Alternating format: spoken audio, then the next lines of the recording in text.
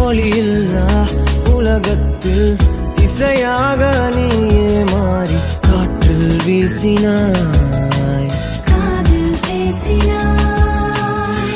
மொழியில்லா மௌனத்தில் விழியாலே வார்த்தை கோர்த்து கண்ணால் பேசினாய், கண்ணால் பேசினாய்.